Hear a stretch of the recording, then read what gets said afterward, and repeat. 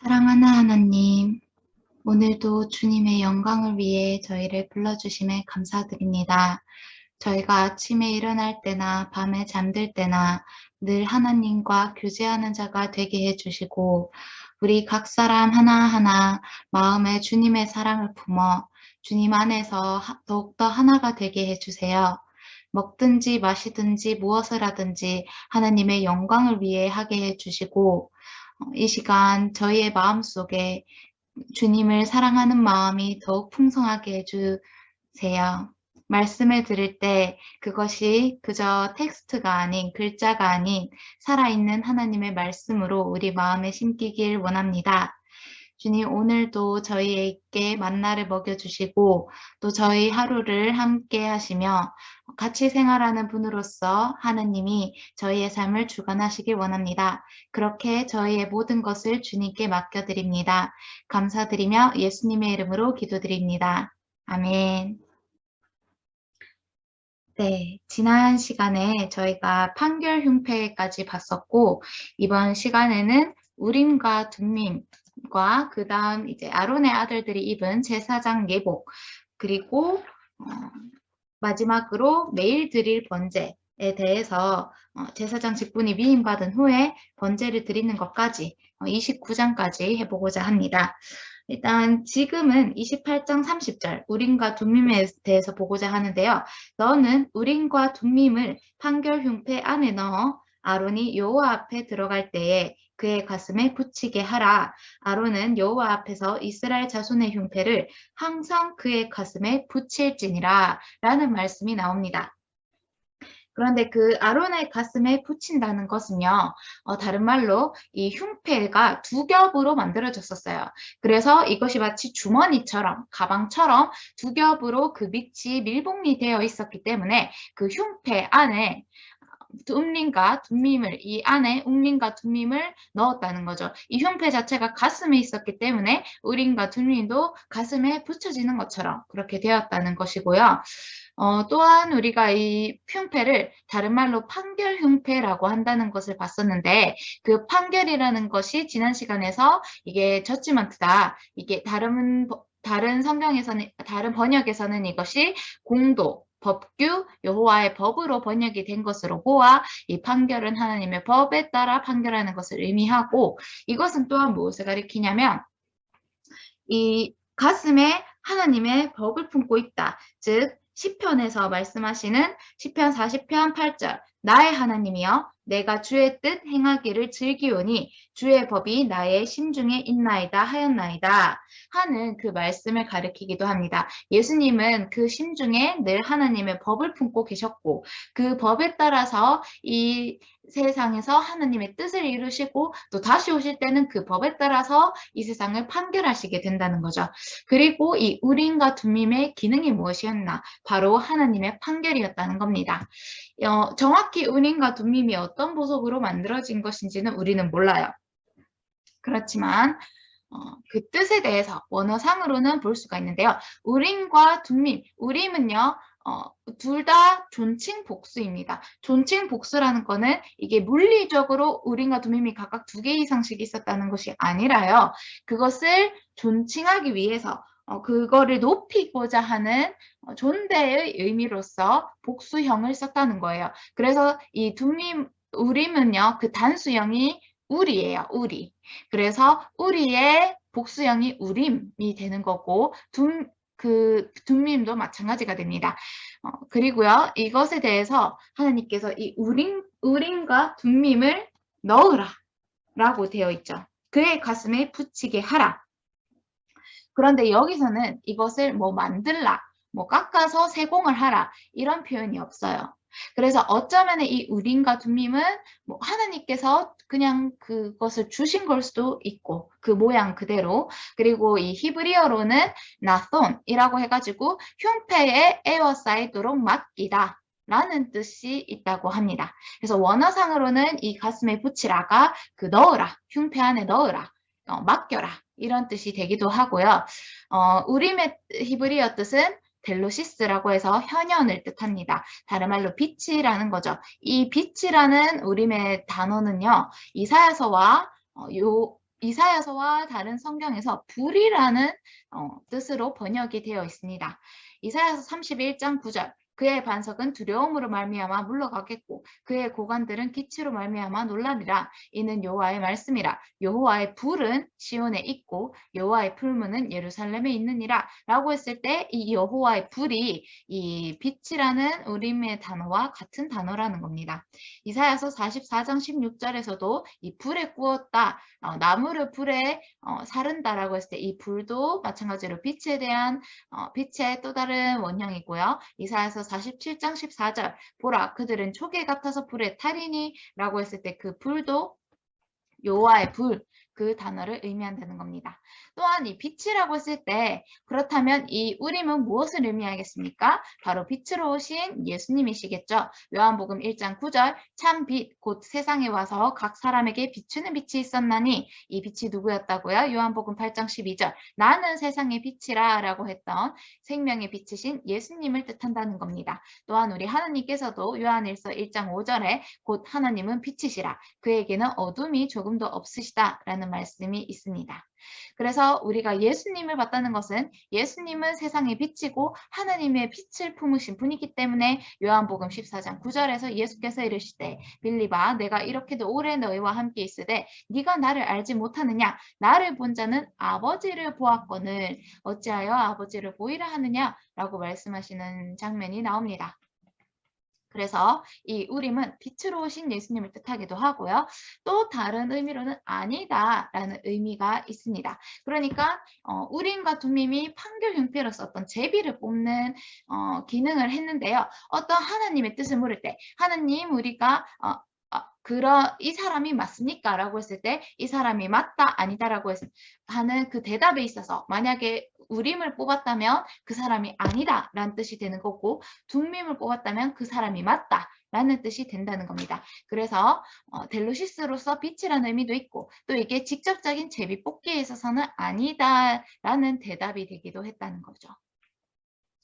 그래서 우림과 둠밈은 두 가지 뜻이 각각 있습니다. 둠밈의 경우는요.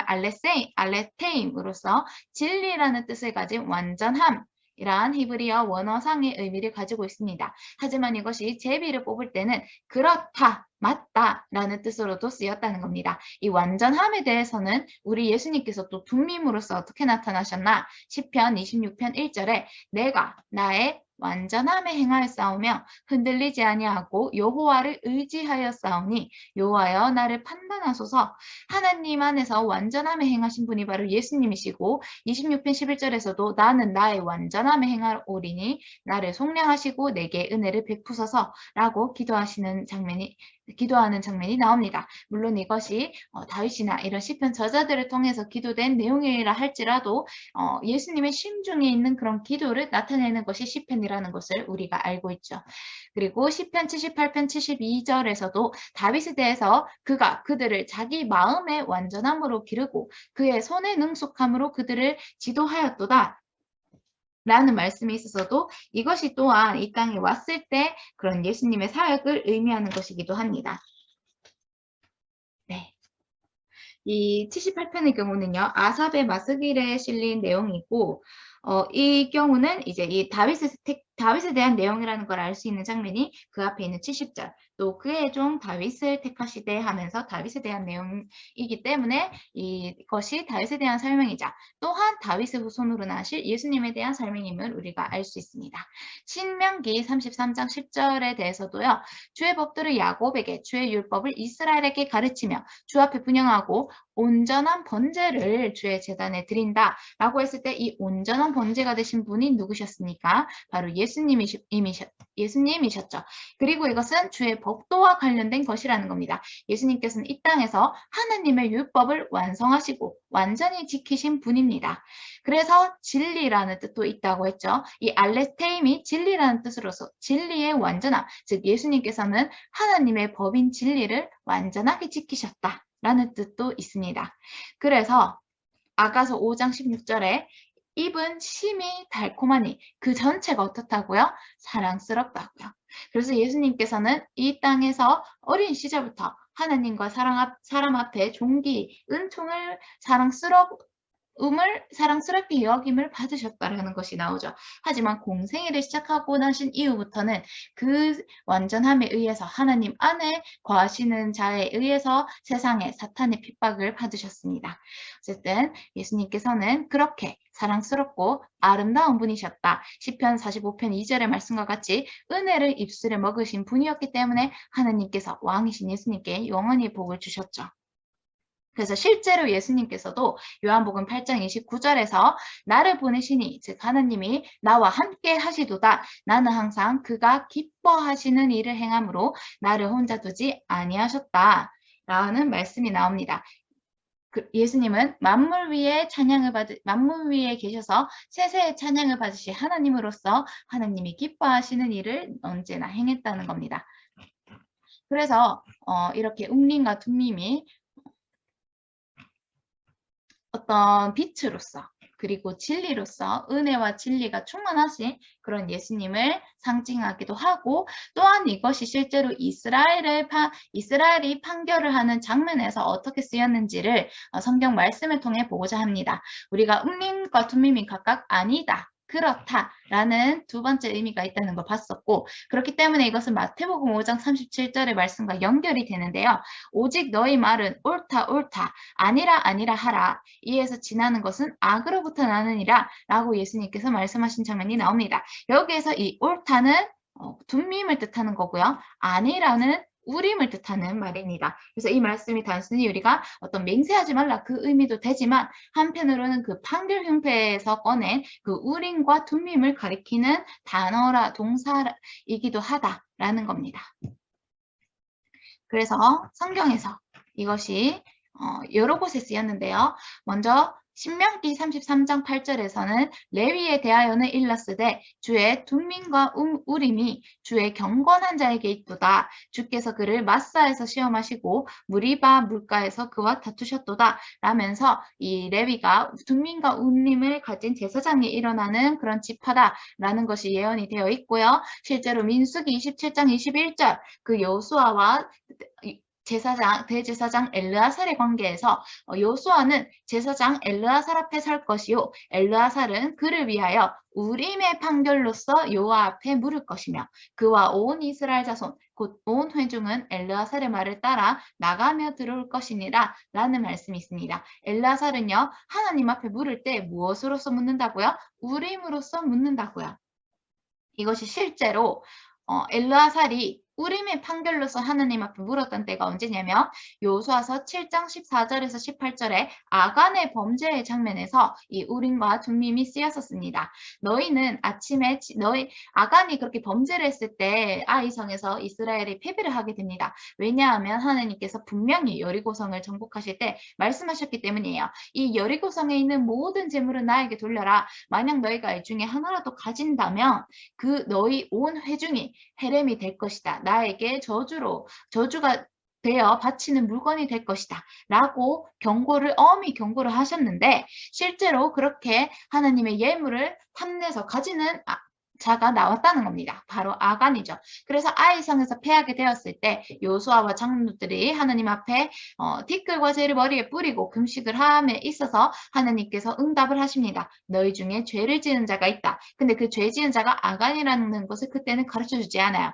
대신에 이 여호수아서 7장에서는 그 아간을 하나님께서 그가 바로 아간이다 라고 말씀하시기보다는 그 온 회중을 불러 모아서 온 회중의 각 지파에 따라 우림의 판결로서 하나님 앞에 묻고 뽑힌 지파가 그 족속대로 가까이 나오고, 또 그 중에서 우림의 판결에서 뽑힌 족속이 가족대로 가까이 나오고, 그 가족 중에서 또 우림의 판결에 따라서 뽑히는 그 가족은 남자들이 가까이 나오고, 또 그 우림의 판결에서 뽑힌 남자들 중에 그 범죄자의 경우는 불사를 하는 겁니다. 여기에서 우리가 주목할 내용은요, 바로 왜 굳이 하나님께서 우림의 판결로서 이런 번거로운 작업을 하셨냐라는 질문이 생길 수가 있어요. 그냥 한마디 말로 끝날 것을 온 회중을 불러 모으고 그거를 각 지파와 족속과 가족과 남자를 하나하나씩 거치는 그것은 어떤 의미가 있었느냐라는 것에 대해서는요. 이것이 좀 여담이긴 하지만 아다 핑크 목사님의 요수아 강해 책의 399쪽을 인용하고자 합니다. 거기에는 세 가지 이유가 있었는데요. 첫 번째는 땅의 모든 사람의 심판자이신 하나님의 냉정하심과 철저하심이 철저히 드러난다는 거죠.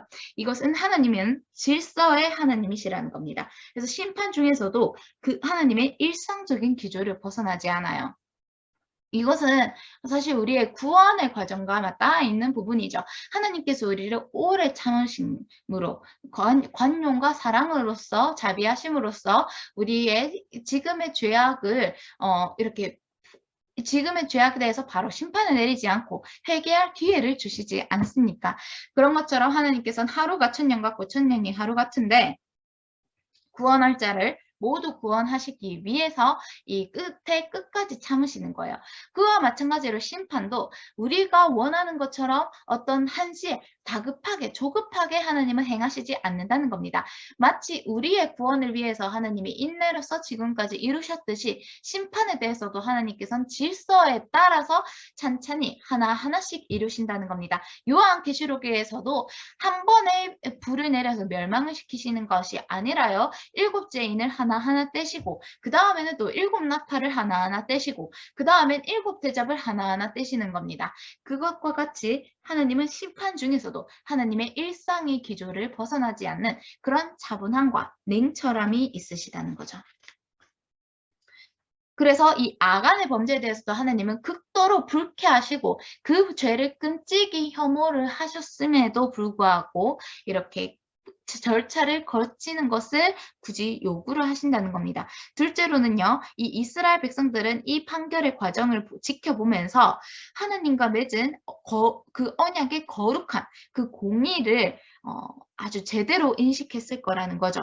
하나님의 법의 위엄을 봤을 거라는 겁니다. 요단강을 건널 때도 그 요단강이 어떻게 물러났습니까? 언약궤를 가진 제사장이 그 물 가운데 섰을 때에 그 발목이 물이 발목에 잠김으로써 발목이 물에 잠김으로써 그 땅이 마른 땅이 되지 않았습니까? 그것은 언약궤의 공의로우심, 언약궤의 능력을 나타내 보이셨던 거죠. 그런 것처럼 이 여리고에서도 언약궤를 앞서서 행진했을 때 그 마지막 날에 하나님의 명령에 따라 행진한 끝에 여리고 성벽이 무너졌던 것 같이 하나님의 법의 엄중함, 그것을 또 백성의 입장에선 다시 한번 마음에 느끼게 되었을 것이고요. 세 번째로는 그 죄인에게 그 자신의 죄를 먼저 나와서 자복할 기회였기도 하다는 거죠.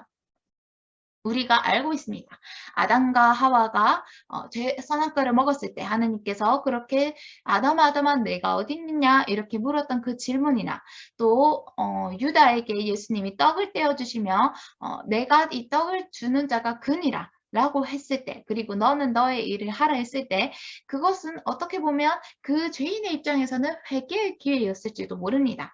하지만 하나님은 미리 알고 계시죠. 그렇게 기회를 줄지라도 그 영원한 형벌을 받기로 작정된 그러한 진노의 그릇들은 자기의 멸망을 향해 선택을 할 것이라는 것을요.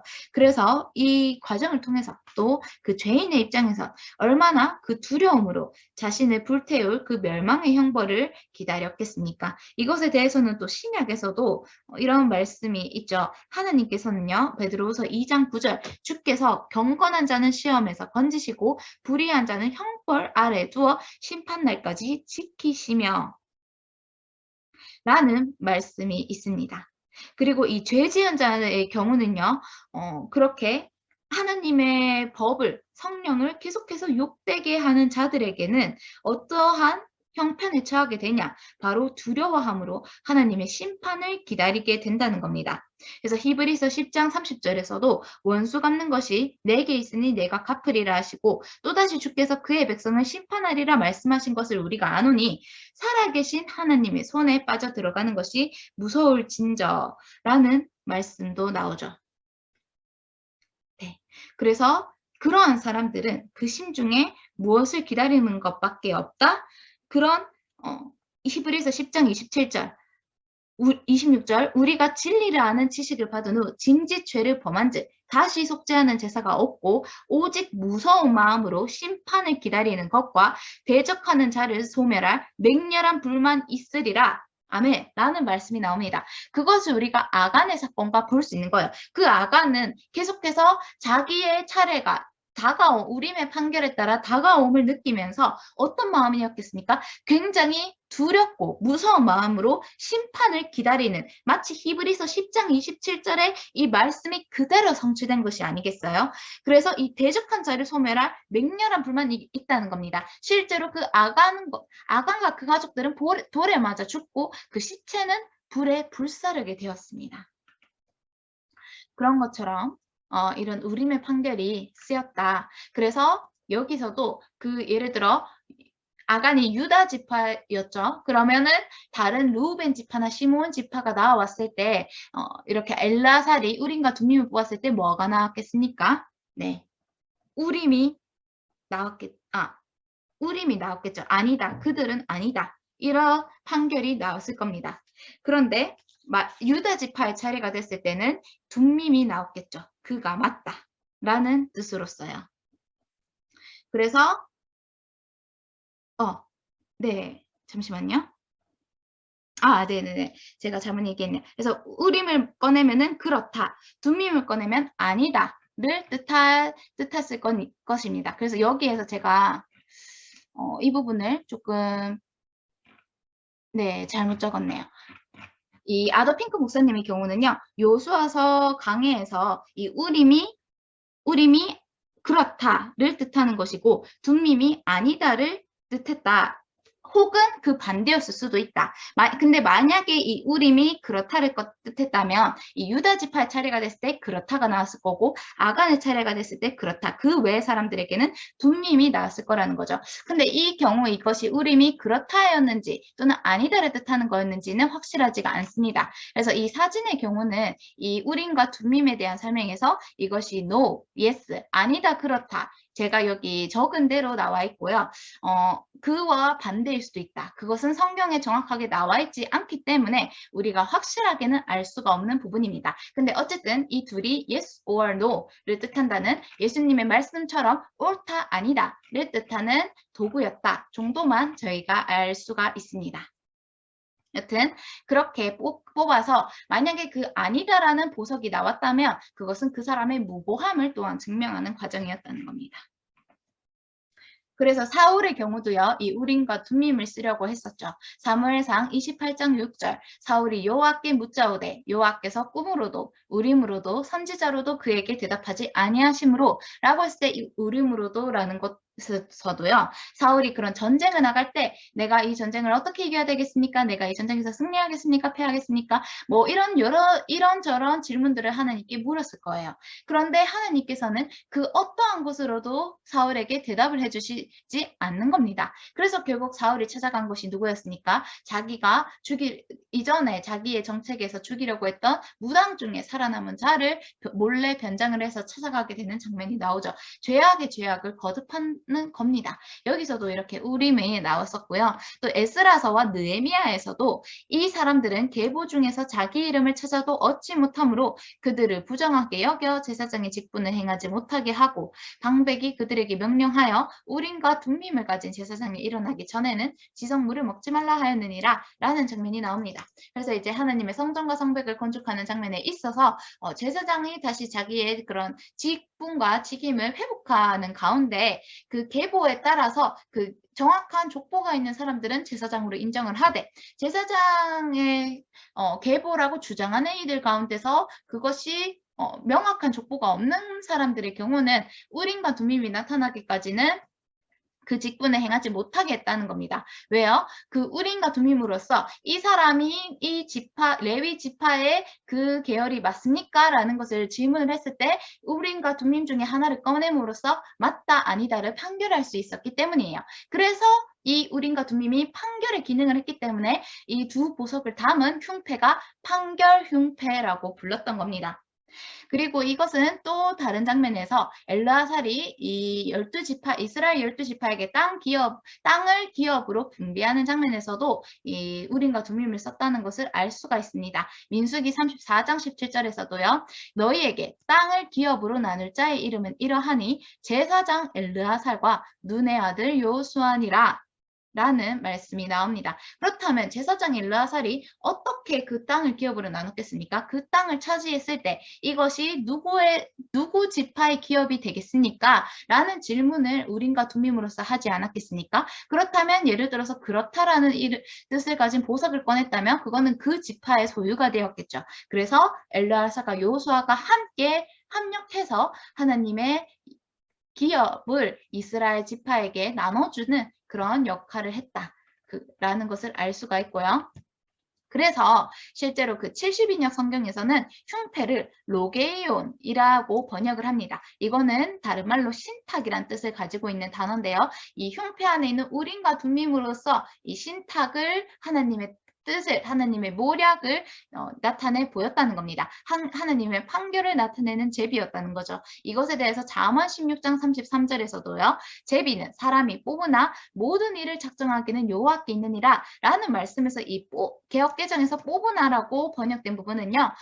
정확하게는 무릎에 던진다 라는 뜻을 가지고 있고 히브리어 원어적으로는 가슴에 품는다 라는 뜻이 있습니다. 즉 제비는 사람이 그 품에서 뽑는다, 무릎에 던진다 또는 가슴에서 꺼낸다 라는 원어상 의미를 가지고 있다는 것이죠. 이것은 우림과 둠밈을 가리키는 것으로서 여기서 말하는 뽑는다는요. come out and come forth 라는 것으로서 애보차로 밖으로, 안팎으로 끄집어낸다 라는 뜻을 가지고 있습니다. 그래서 여기서 말하는 이 잠언 16장에서 얘기하는 제비는 그 흉패에 들어있는 두 보석을 가리켰다. 라는 것을 원어적으로 우리가 분석할 수 있고요. 그리고 사무엘상 30장 7절에서 8절에서도 이것이 실질적으로 쓰이는 장면이 다윗이 아히멜렉의 아들 제사장 아비아달에게 이르되 원하건대 에봇을 내게로 가져오라 했을 때 다윗이 여호와께 묻자와 이르되 내가 이 군대를 추격하면 따라잡겠나이까 하니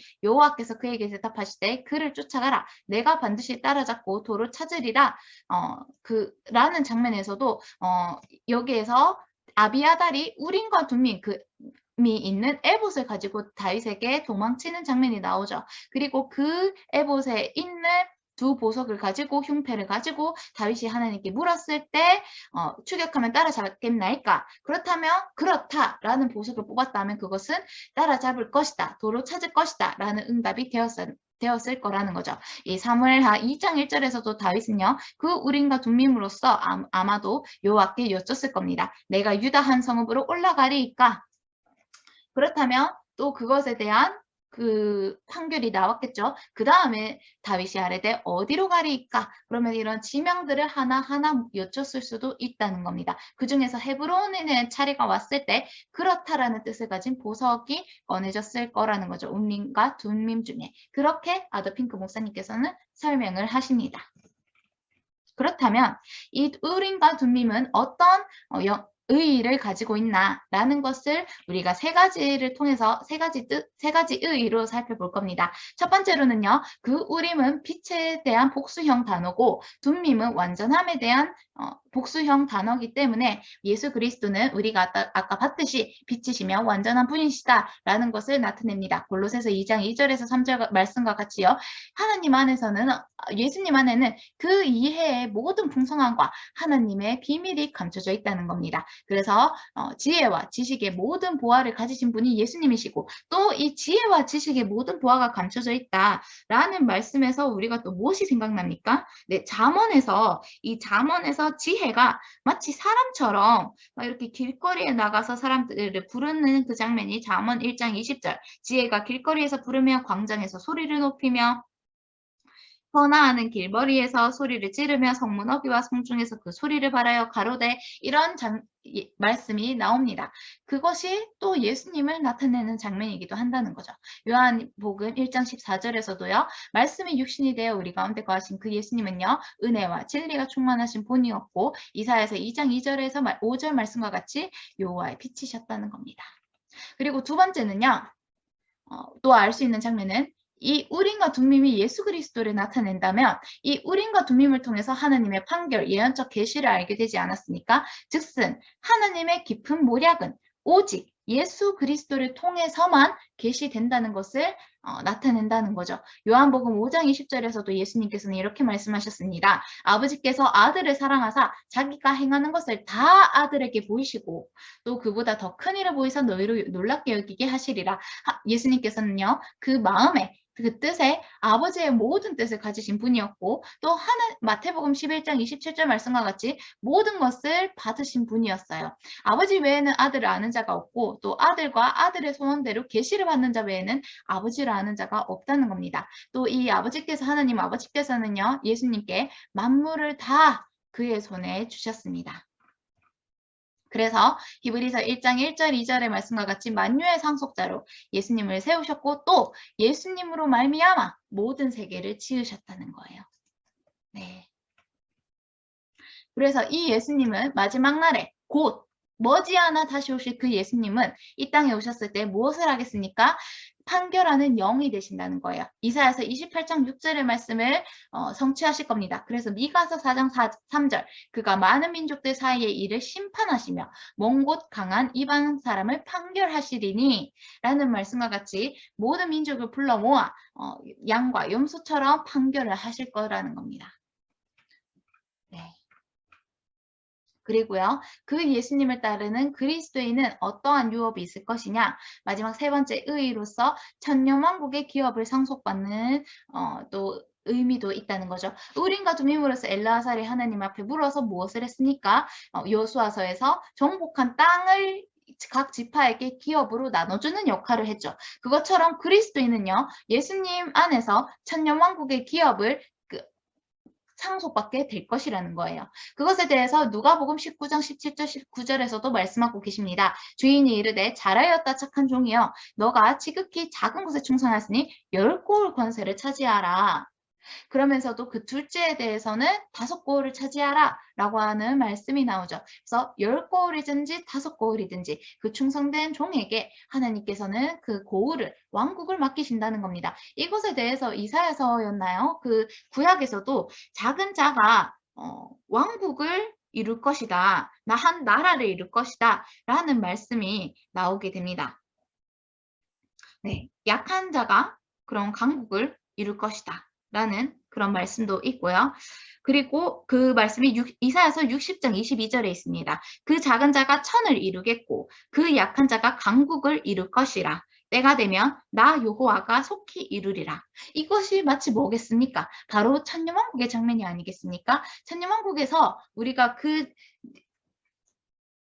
보좌에서 그런 통치제로서 천년의 신부들이 첫째 부활한 자들이 그런 통치하는 장면이 나오게 됩니다. 그것에 대해서 계시록 2장 26절 27절에서 예수님께서 미리 예언하고 계시는 장면이 나오죠. 이기는 자와 끝까지 내 일을 지키는 그에게 만국을 다스리는 권세를 주리니 그가 철장을 가지고 그들을 다스려 질그릇 깨뜨리는 것과 같이 하리라. 나도 내 아버지께 받은 것이 그러하니라 라는 말씀이 나옵니다. 그리고 베드로전서 2장 9절에서도 우리는 택하신 족속이요 왕 같은 제사장들이요 거룩한 나라요 그의 소유가 된 백성이니 라고 하시면서도요 로마서 8장 17절 우리는 또한 그리스도와 함께한 하나님의 상속자라는 말씀이 나옵니다. 그래서 시편 2편 8절에서 하나님께서 말씀하시죠. 내게 구하라 내가 이방 나라를 너의 유업으로 주리니 네 소유가 땅끝까지 이르리로다. 이것이 최종적으로 성취되는 것이 어디라고요? 요한계시록 20장 6절 이 첫째 부활에 참여하는 자들은 복이 있고 거룩하도다. 둘째 사망이 그들을 다스리는 권세가 없고 도리어 그들이 하나님과 그리스도의 제사장이 되어 천년 동안 그리스도와 더불어 왕노릇하리라. 아멘. 하나님은 신실하십니다. 누가복음, 계시록, 베드로전서, 로마서, 시편, 이사야서 이 모든 말씀에서 예언하신 모든 것을 완벽하게 이루실 것입니다. 하나님은 그의 기쁘신 뜻대로 창세전에 모든 것을 예정하셨고 마침내 모든 것을 성취하실 거라는 거죠. 지금도 하나님은 그 기쁜 뜻대로 하나님의 심중에 있는 일들을 이루고 계십니다. 그래서 그러한 하나님의 뜻에 대해서 이 우림과 둠밈에 대한 설명을 마치면서 살펴보고자 합니다. 하나님의 뜻에 대해선 아더핑크 목사님께서 크게 두 가지로 나누어서 설명을 하고 계십니다. 첫 번째는 계시된 뜻이 있고요. 두 번째는 은밀한 뜻이 있어요. 먼저 이 은밀한 뜻에 대해서 우리가 보고자 하는데요. 하나님의 뜻에 대해서는 신명기 29장 29절에서 이런 말씀이 있죠. 감추어진 일은 우리 하느님 여호와께 속하였거니와 나타난 일은 영원히 우리와 우리 자손에게 속하였나니 이는 우리에게 이 율법의 모든 말씀을 행하게 하심이라. 라는 말씀에서도 우리가 무엇을 알 수 있냐면요. 감추어진 일, 즉 은밀한 뜻은요. 하나님께 속한 것입니다. 하지만요. 하나님이 계시하신 뜻, 나타난 일은요. 우리에게 속한 우리의 책임이라는 거예요. 우리의 피조물로서 그리고 구속된 백성으로서 우리가 지킬 무엇이다? 율법이라는 겁니다. 하나님이 말씀하신 그 율법은요. 우리를 위한 것이요. 하나님의 계시된 뜻이라는 겁니다. 이것은요. 어떻게 하면 하나님을 기쁘게 하는 자가 될 수 있는지 그 방법을 가리키는 하나님의 의와 공도라는 거죠. 그런데 또 다른 감추어진 일도 있다는 거예요. 그래서 잠언 25장 2절에 이런 말씀도 있죠. 이를 숨기는 것은 하나님의 영화요. 이를 살피는 것은 왕의 영화니라. 즉 하나님의 영화, 하나님을 하나님으로 전지전능하시고 이 피조물과 차별을 두는 그 하나님의 영화는 무엇이냐? 이를 숨기는 것, 감추어진 일이 있다는 겁니다. 하지만 이를 살피는 것은 또한 왕의 영화라는 거예요. 우리가 그리스도인으로서 하나님의 뜻을 계시된 하나님의 뜻을 살피고 그것을 실천하는 것은요. 우리에게 영화가 된다는 거예요. 우리에게 하나님의 영광이 된다는 겁니다. 그리고요. 잠언 13장 4절에서 매우 흥미로운 말씀이 있습니다. 게으른 자는 마음으로 원하여도 얻지 못하나 부지런한 자의 마음은 풍족함을 얻느니라 라고 개역개정에서 번역된 이 말씀, 풍족함을 얻는다 이 말씀이요. KJV 성경에서는 이런 말씀이 있는 거예요. The soul of the diligent shall be made fat. 그러니까요. 살찌게 되는 자는요. 게으른 자가 아닌 부지런한 자라는 거예요. made fat.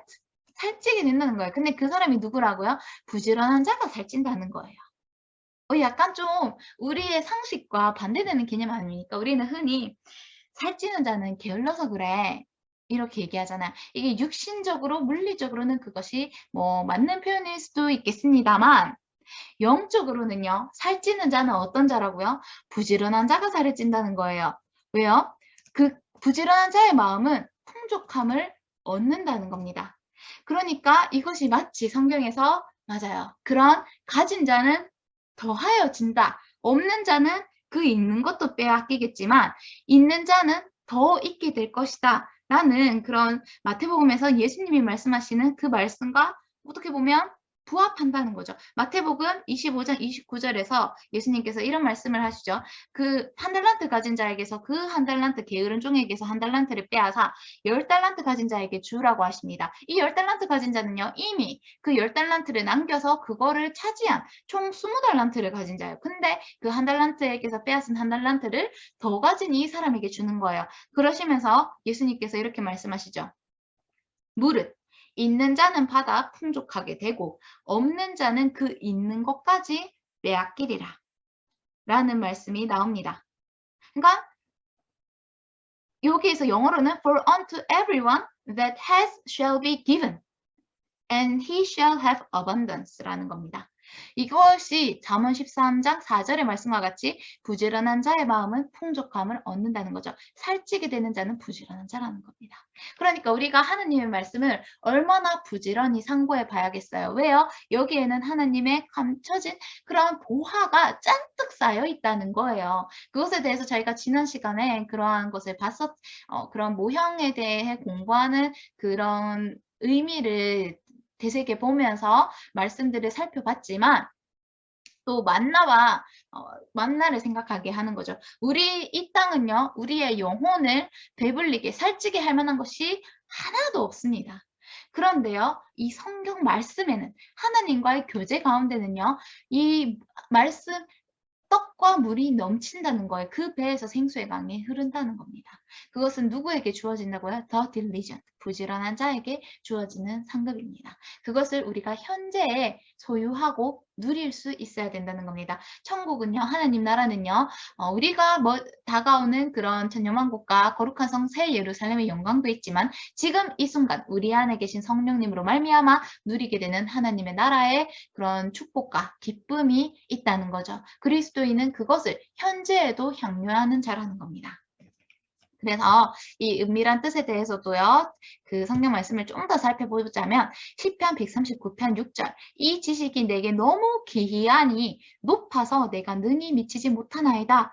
이것에 대해서 또 그런 로마서에서도 똑같이 말씀하는 장면이 있죠. 11장 33절 34절, 깊도다 하나님의 지혜와 지식이 풍성하며 그의 판단은 헤아리지 못할 것이며 그의 길은 찾지 못할 것이로다.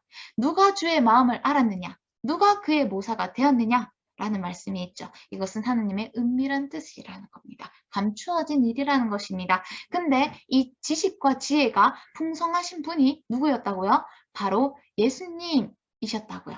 그것에 대한 설명이 우리가 이 부분에 우림과 둠밈을 살펴볼 때에 나왔었죠. 그 지혜와 지식에 대한 말씀이 어디에 있었죠? 네. 그거를 지금 보고자 하는데 네, 지금은 못 찾겠네요. 네, 아까 설명한 부분에서도 그 지식과 지혜에 대한 말씀이 있었습니다. 여기 있네요. 골로새서 2장 3절. 그 안에는 지혜와 지식의 모든 보화가 감추어져 있느니라. 아멘. 그러니까 이 성경을 공부하는 게 얼마나 풍성한 계시가 담긴 말씀인지 우리는 그거를 헤아리지 못한다는 겁니다. 그래서 그런데요. 한편 우리가 또 주의할 점이 있습니다. 로마서 12장 3절의 말씀이에요. 내게 주신 은혜로 말미암아 너희 각 사람에게 말하노니 마땅할 생각할 그 이상의 생각을 품지 말고 오직 하나님께서 각 사람에게 나누어 주신 믿음의 분량대로 지혜롭게 생각할 거라 하라는 말씀입니다. 마땅히 생각할 그 이상의 생각을 품지 말라는 거예요. 왜요? 이것에 대해서 함부로 그런 하나님의 말씀을 살펴보고 함부로 그거를 해석하고 그 계시를 알려고 하는 자들이 멸망에 이르렀다. 그 안에는 알기 어려운 것이 덜어 있으니 그것을 살펴보고자 하는 자들이 스스로 그렇게 멸망에 이른다라고 베드로 사도가 경고하는 장면이 그런 베드로서 3장 16절에 있죠. 무식한 자들과 굳세지 못한 자들이 다른 성경과 같이 그것도 억지로 풀다가 스스로 멸망에 이른다. 그러니까 하느님 말씀을 공부하는 것은 좋은데요. 그것에 교만과 그런 자기의에 누룩이 섞이면 안 된다는 겁니다. 그리고 지금은 우리가 어쩔 수 없이 거울로 보는 것이 희미하게 부분적으로 알 수밖에 없다는 거예요. 근데요, 그때 마지막 때에는요, 하나님이 그렇게 영을 부어주실 때, 그리고 우리가 마침내 변형이 되었을 때, 그때는 부활의 몸을 입었을 때 주께서 나를 아신 것 같이 우리도 온전히 알게 된다는 겁니다. 그 비밀의 영원부터 만물을 창조하신 하나님 속에 감추어졌던 비밀의 경륜을 그때에는 우리가 알게 된다는 겁니다. 그렇다면 지금 계시된 뜻에 대해서는 우리가 어떠한 자세로 그 말씀을 살펴봐야 될까요? 예레미야서 29장 11절 우리를 향한 하나님의 생각은 평안이고 미래와 희망을 주는 겁니다. 그런즉 로마서 12장 2절의 말씀과 같이 우리는 오직 마음을 새롭게 함으로 변화를 받아 하나님의 선하시고 기뻐하시고 온전하신 뜻이 무엇인지 분별해야 된다는 겁니다. 우리는요 하나님 말씀을 분별해야 돼요. 디모데후서 2장 15절의 말씀과 같이요. 진리의 말씀을 옳게 분별하여 부끄러울 것이 없는 일꾼으로 인정된 자로 자신을 하나님 앞에 드리라는 겁니다. 이것은요. 이 세대를 본받지 말라는 겁니다. 오직 마음을 새롭게 하라는 거예요. 이 하나님의 계시된 뜻은 하나님의 선하심과 기뻐하심과 온전하신 뜻이 있다는 겁니다. 진리의 말씀이라는 거예요. 그래서 이것을 분별하는 함에 있어 시편 19편 13절의 말씀을 우리 마음에 새게 하겠습니다. 또 주의 종에게 고의로 죄를 짓지 말게 하사 그 죄가 나를 주장하지 못하게 하소서. 그리하면 내가 정직하여 큰 죄가에서 벗어나겠나이다.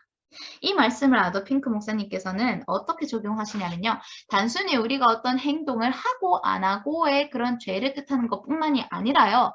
하나님의 뜻을 알에 있어서도 이것이 주의 말씀, 하나님의 뜻이 아닌데도 나의 자의로 내가 원하는 바로 이것이 하나님의 뜻이다 라고 거짓으로 나 스스로를 속이지 말게 하시라는 겁니다. 고의로 죄를 짓지 말게 하소서, 우리가 시험에 빠지지 않게 하소서, 죄가 나를 주장하지 못하게 하소서라는 것도요. 하나님의 말씀이 그 뜻이 아닌데 자의적으로 해석하는 죄를 범하지 말게 하소서라는 의미로도 풀 수 있다는 거예요. 그렇게 아더 핑크 목사님께서는 설명을 하십니다. 특히나 아더 핑크 목사님께서는요. 이 성경 말씀을 영적으로 강해하시는 분이시기 때문에 더더욱 이 시편 19편 13절에 대한 말씀을 진지하게 받으시고 그것을 늘 마음에 새기셨던 것 같아요. 그래서 이 말씀을 되게 반복해서 인용하십니다. 책에서.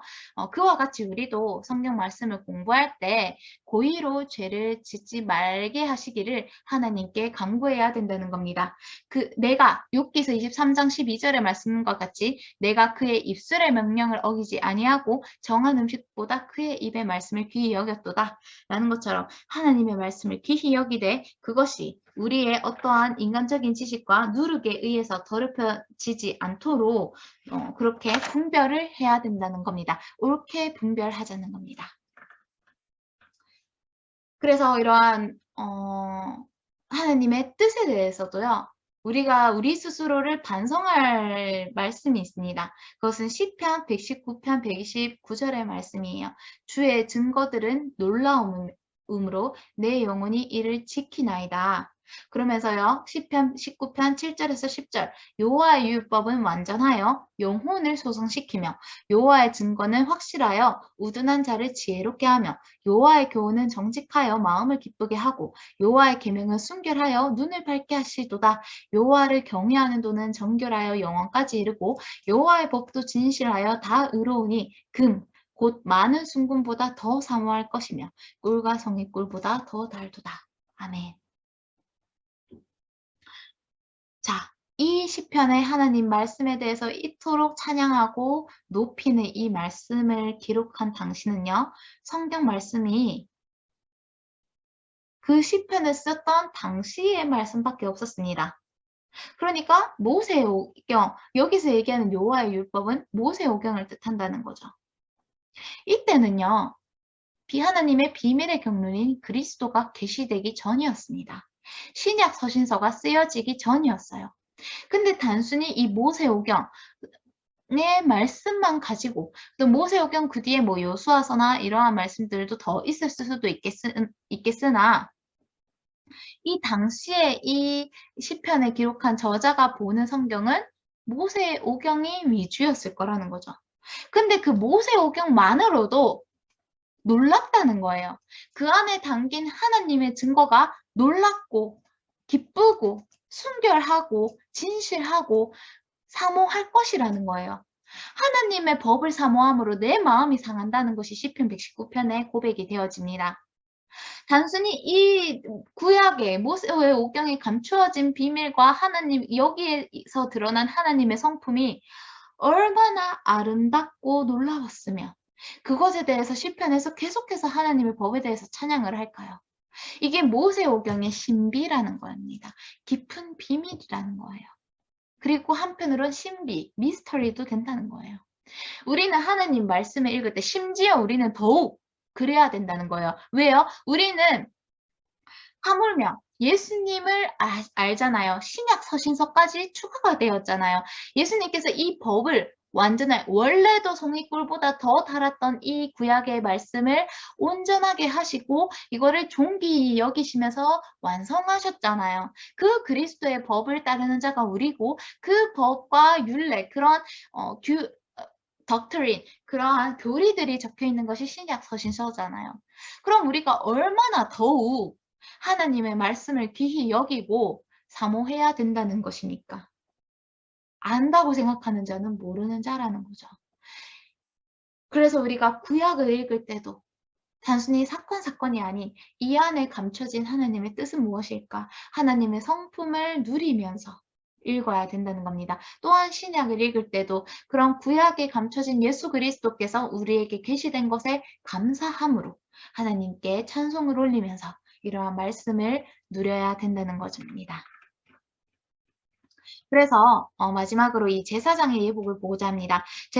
대제사장은요, 이렇게 우리가 지난 시간에 봤듯이 관과 머리띠와 금패와 흉패, 견대, 호마노, 에봇, 그리고 에봇 받침고도, 속옷, 그 안에 속바지까지 입었습니다. 근데 제사장의 경우는요, 이 대제사장의 옷만큼 화려하진 않았습니다. 그냥 이렇게 머리에 씌우는 터번 같은 관이 있었고, 그 옷으로는 속바지와 그 속옷을 입었다고 합니다. 이 간은 배실로 짠 것이겠죠. 근데 그 띠의 경우는요, 에봇을 만든 것과 같은 재료로 만들었다는 것이 출애굽기 말씀에서 나오게 됩니다. 그래서 28장 40절 너는 아론의 아들들을 위하여 속옷을 만들며 그들을 위하여 띠를 만들며 그들을 위하여 관을 만들어 영화롭고 아름답게 하되 라는 말씀이 있고 또 이 띠를 만드는 구체적인 뒤의 말씀에서도 이것이 에봇과 같은 재료로 만들었다라는 것이 나옵니다. 그럼 여기에서 말씀하는 속옷, 띠, 관에 대해서도 우리가 하나하나씩 볼 것이에요. 먼저 첫 번째, 우리가 대제사장 아론의 옷을 통해서 그리스도를 보았습니다. 그래서 이 출애굽기 28장 2절 네 형 아론을 위하여 거룩한 옷을 지어 영화롭고 아름답게 할지니 라는 말씀에서도 이것이 그리스도를 나타내는 것이다 라는 걸 하나하나 살펴봤고 또 이 아론의 아들들을 위한 옷은 그리스도인의 그런 형상을 그리스도인의 모습을 나타낸다라고도 말씀을 드렸는데요. 그와 관련된 또 성경 말씀이 세 가지로 살펴보고자 해요. 첫 번째 열매에 대한 거죠. 열매도 예수님은 부활의 첫 열매고 우리는요 그 부활의 첫 열매 예수님을 받은 성령의 처음 익은 열매를 받은 자들이에요. 또 첫 열매 신부이기도 하죠. 두 번째로는요 예수님은 대제사장으로서 오셨고 우리 또한 왕 같은 제사장으로서 천년왕국에서 예수님과 함께 통치하게 된다는 겁니다. 세 번째로 예수님은요 하나님의 말씀이라 적힌 피 뿌린 옷을 입고 백마를 타시고 이 땅에 다시 오십니다. 그와 같이 우리 또한 희고 깨끗한 세마포 옷을 입고 예수님을 따르게 됩니다. 그러한 임파테이션 정가가 어떻게 나타나느냐 고린도전서 15장 20절 그리스도께서 잠자는 자들의 첫 열매가 되셨도다 하는 그 말씀이 계시록 14장 4절 우리가 순결한 자로서 어린 양이 어디로 인도하든지 따라가는 자 사람 가운데 속량을 받아 처음 익은 열매로 하나님과 어린 양에게 속한 자로서 이게 이렇게 또 연결이 되죠. 히브리서 6장 20절 예수님은 멜기세덱의 반차를 따른 영원한 대제사장이다 라는 말씀이 우리에게는 계시록 1장 6절 우리를 나라와 제사장으로 삼으셨다 라는 말씀으로 또 이어지고요. 계시록 19장 13절 예수님의 피 뿌린 옷은 우리에게 어떻게 적용되느냐 그 이어서 하늘에 있는 군대들이 희고 깨끗한 세마포 옷을 입고 백마를 타고 그를 따르더라 라는 말씀으로 우리 또한 하나님이 입혀주시는 의의 옷을 입고 아름다운 옷을 입고 하는 예수님을 따르게 된다는 겁니다. 이 19장 14절이 그런 천사들을 의미하는 것일 수도 있고 우리를 의미하는 것일 수도 있고 그거에 대해서는 정확하게 제가 확답은 못 내리겠으나 그 전에 앞에서 스가랴서 3장의 요수아가 의의 옷을 입는 장면과 또 계시록에서 그런 7장이나 그 이후의 장면에서 순교자들이나 하나님을 따랐던 신실한 영혼들이 옷을 흰 두루마기를 입는 그 장면에서 우리가 이 흰 세마포 옷이 성도들에게 주어질 어떤 의의 옷이다라는 것을 알 수가 있습니다.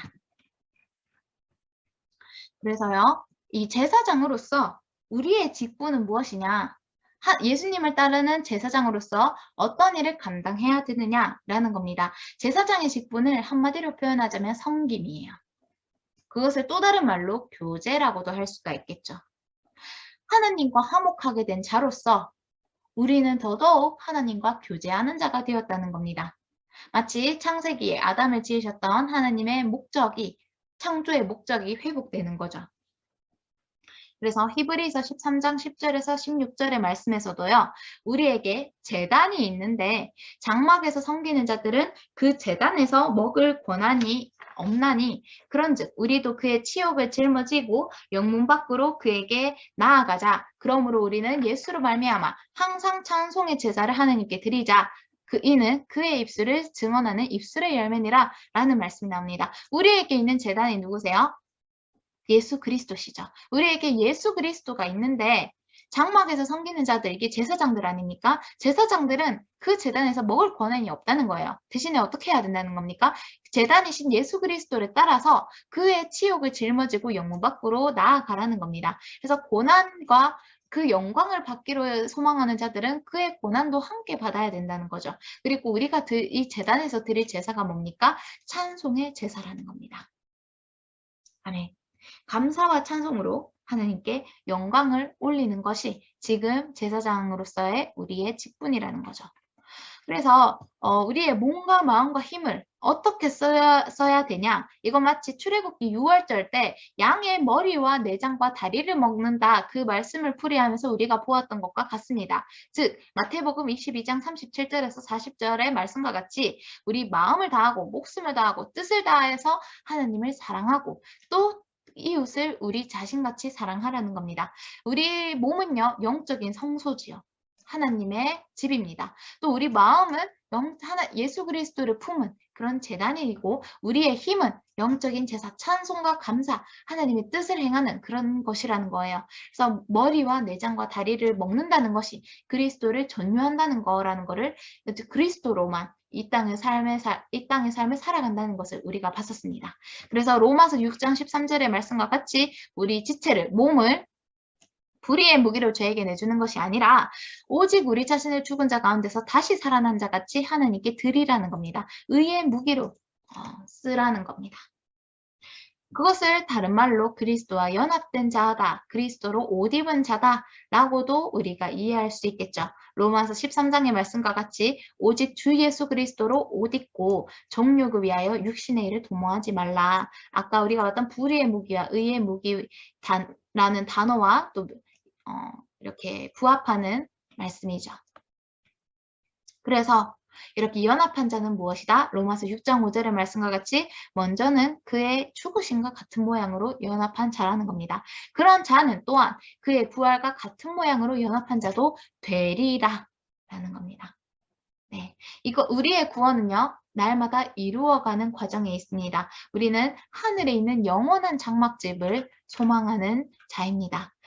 하늘로부터 오는 우리 처소로 덧입기를 간절히 사모했던 사람이 바로 사도 바울이었고, 참으로 이 장막에 있는 우리가 짐짓는 것 같이 탕식하는 것은 벗고자 함이 아니요 오히려 덧입고자 함이라는 것, 죽을 것이 생명의 삼킨 바 되게 함이라는 것. 그래서 예수의 죽음을 몸에 짊어진 자가 마침내 예수의 생명 또한 짊어져 부활하게 되는 그 소망이 우리에게 있다는 겁니다. 할렐루야.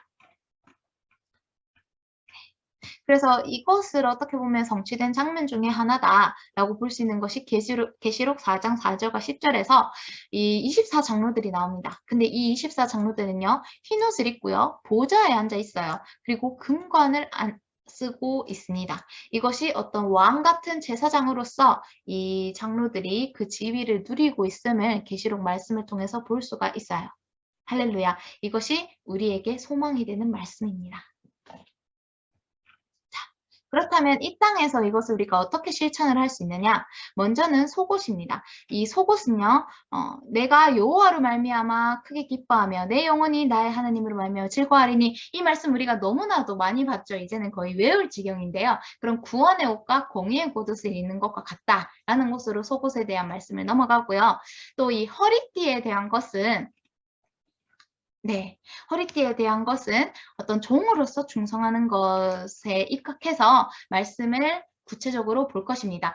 이 허리띠, 예수님이 허리띠를 허리띠를 띠셨을 때 그것은 어떤 공의와 성실로 띠를 삼으셨다라는 것을 지난 시간에 저희가 봤는데요. 또 우리는 하나님의 종으로서 어떻게 해야 되느냐?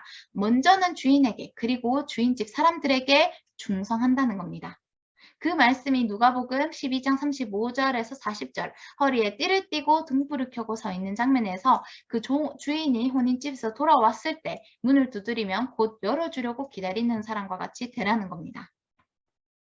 그래서 예수님께서 말씀하시죠. 그러므로 너희도 준비하고 있으라. 생각하지 않은 때에 인자가 오리라 라고 말씀을 하십니다.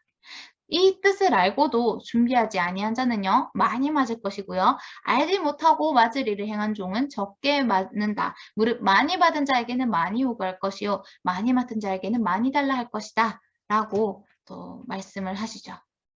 그래서 우리는 어떠한 자가 되어야 마땅합니까? 마태복음 24장 45절에서 51절 말씀과 같이 충성되고 지혜 있는 종이 되어 주인에게 그 집 사람들을 맡아 때를 따라 양식을 나눠주는 자가 되어야 한다는 겁니다. 그렇게 했을 때 주인이 와서 그 종에게 상을 주신다는 거죠. 주인이 그의 모든 소유를 그에게 맡긴다. 위임한다는 겁니다.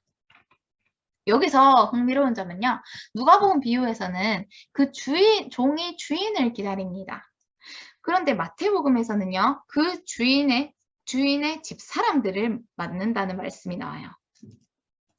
그러니까 여기서도 우리가 알 수 있는 장면이 충성하는 것도 먼저는 이 주인을 위해서, 그리고 그 다음에는 주인 집 사람들을 위해 우리가 섬기는 자가 되어야 된다라는 것을 생각할 수가 있습니다. 이렇게 준비해 있으려면요. 이것은 다른 말로 깨어 근신하라는 말씀과 같습니다. 우리가 전시 군인과 휴전 군인의 상태를 한번 생각해 볼게요. 우리가 언제 깨어 있습니까? 군인이 언제 제일 그런 알람, 그런 스스로 경계심이 제일 왕성합니까? 바로 전쟁 중일 때죠. 전쟁을 휴전하고 있을 때는요. 이게 약간의 마음의 안일이 있을 수가 있어요. 하지만 당장 적군과 싸우는 그 순간에는요. 얼마나 그런 경계 태세가 있겠습니까? 출애굽기 12장 11절 6월절 때도 백성들이 어떻게 먹었어요? 허리에 띠를 띠고 급히 먹으라고 했어요. 언제든지 나갈 수 있도록 아직 그 정복해야 될 우리가 나아가야 되는 광야가 남아 있다는 겁니다. 그와 같이 우리도요. 베드로전서 1장 13절의 말씀과 같이 우리 마음의 허리를 동이고 띠로 띈다는 거죠. 허리띠를 근신하여 예수 그리스도께서 나타나실 때에 우리에게 가져다 주실 은혜를 온전히 바라라는 겁니다. 근신하고 깨어 있으라는 겁니다. 그러려면요.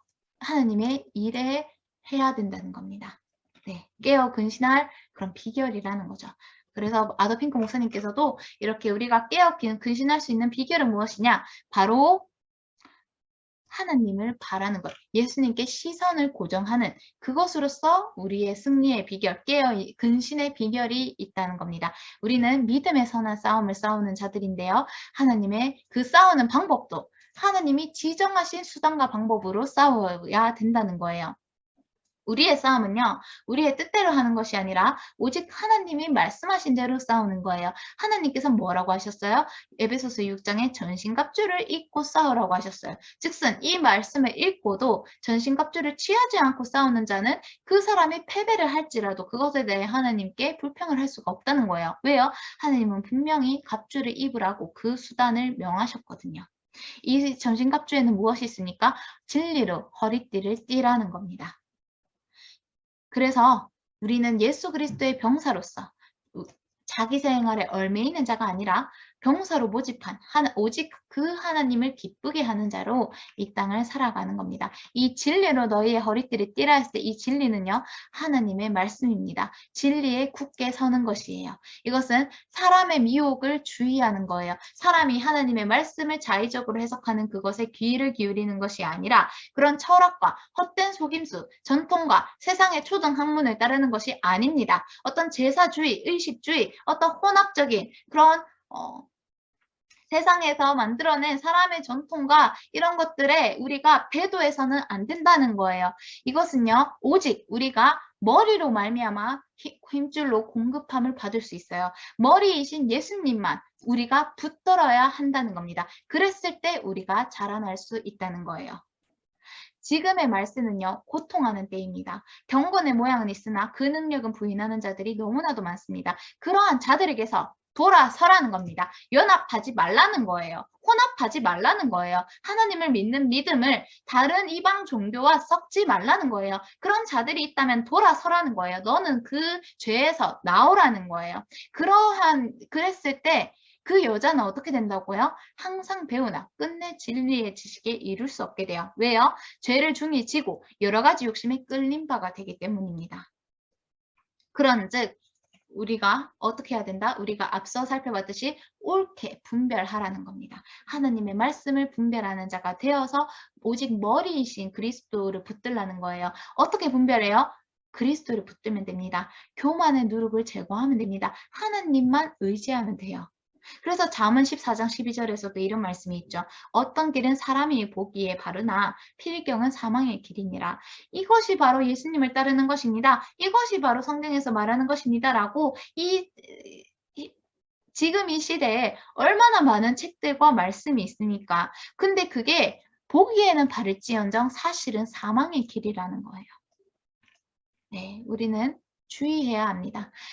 마치 예수님이 이 제자들을 보내실 때 그런 이리때로 보냄을 갖도다라고 탄식하셨던 그와 같이 우리는 지금 그러한 세상에 살고 있고 우리 자신을 지켜야 된다는 겁니다. 그것은 오직 우리가 예수님만 응시했을 때 가능한 일이라는 거죠. 나의 영혼아 잠잠히 하나님만 바라라. 무릇 나의 소망이 그로부터 나온다는 겁니다. 할렐루야. 그렇게 그리스도의 성품, 그런 희생자로서 그리고 승리자로서 그리스도의 성품을 닮아가며 예수님의 죽음과 부활과 재림에만 시선을 고정해서 하나님의 영광을 위해서만 사는 우리 모두가 되었으면 좋겠습니다. 할렐루야.